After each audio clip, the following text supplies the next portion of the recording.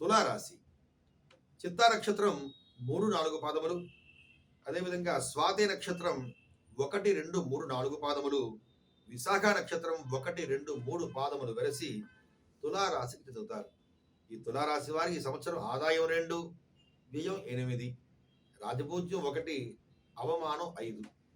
మనం కొంచెం జాగ్రత్తగా పరిశీలన చేస్తే కనుక ఈ సంవత్సరం అందరికీ కూడా ఆదాయం తక్కువగా ఉంది, వ్యయం ఏమో ఎక్కువగా ఉంది, రాజపూజ్యం తక్కువగా ఉంది, అవమానం ఎక్కువగా ఉంది.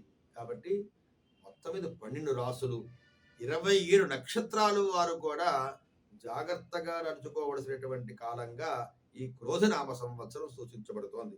ఇక ఈ తులారాశి వారి విషయానికి వస్తే కనుక అష్టమ గురుడు మంచి ఉచ్చస్థితిలో ఉన్నప్పటికీ కూడాను కొన్ని ఇబ్బందులు తొలగిపోయి సుఖశాంతులు పొందగలుగుతారు.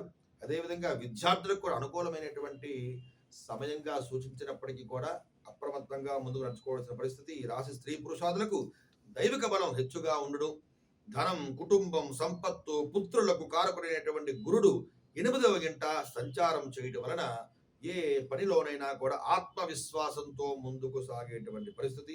రాహుకేతువులు బలముగా ఉండటం వలన, శని 5వ స్థానంలో ఉండటం వలన విశేషించి యోగముగా అనుభవిస్తారు. ఎన్ని సమస్యలు ఉండవండి, ఎన్ని ఆర్థిక సమస్యలు ఉండవండి, కుటుంబ సమస్యలు ఉండవండి, ఏ సమస్యలు ఉన్నా కూడా మంచి యోగాన్ని అనుభవిస్తూ దర్జాగా ముందుకు సాగేటువంటి పరిస్థితి తులారాశి వారికి సూచించబడుతోంది. ఏ వృత్తి వ్యాపారాదులలో ఉన్నప్పుడు ఉన్నా కూడా వారికి ఎటువంటి ఒడిదుడుకులు కూడా ఉన్నప్పటికీ కూడా ఆ ఒడిదుడుకుల నుంచి, వ్యాపార నష్టాల నుంచి కూడా బయటపడి విజయంగా ముందుకు సాగేటువంటి పరిస్థితి. గృహ సంబంధ రీత్యా లాభములు, నూతన గృహాలు నిర్మించుట, కనీసం ఇండ్ల స్థలాలైనా కూడా కొనేటువంటి పరిస్థితి ఆయా దృష్టి గల వారికి అంతా కూడా బాగుంటుంది. అపనిందలు ఉన్నప్పటికీ కూడా అవన్నీ కూడా కాలగమనంలో వారి యొక్క సత్యము, ధర్మము చేత అవన్నీ నశించిపోయేటువంటి పరిస్థితి. ఒక్కొక్క సమయానైతే ఆదాయానికి మించినటువంటి ఖర్చులు కూడా చేసేటువంటి పరిస్థితి. దైవికంగా కానివ్వండి, తీర్థయాత్రల దృష్ట్యా కానివ్వండి, కుటుంబ సౌఖ్యం దృష్ట్యా కొన్ని రకాల ఆదాయానికి మించిన ఖర్చులు కూడా ఉండేటువంటి పరిస్థితి సూచించబడుతోంది. పుణ్యక్షేత్ర సందర్శనం చేస్తూ గృహంలో వివాహాది శుభ కార్యక్రమాలు కూడా కలిసి వచ్చేటువంటి పరిస్థితి ఈ సంవత్సరం తులారాశి వారికి సూచించబడుతోంది. ఆయా వృత్తి, ఉద్యోగం, వ్యాపార, వ్యవసాయ, వాణిజ్య, రాజకీయ అన్ని రంగాల వారికి కూడా ఈ సంవత్సరం కొంచెం ఒడిదుడుకుల నుంచి విడువబడి అతి కష్టం మీద శుభాలు పొందేటువంటి పరిస్థితి సూచించబడుతోంది. ఈ సంవత్సరం వీరి యొక్క ముఖవర్చస్సు, అదేవిధంగా ఆత్మస్థైర్యము, మనోధైర్యము చక్కగా ముందుకు జయప్రదంగా సాగేటువంటి పరిస్థితి.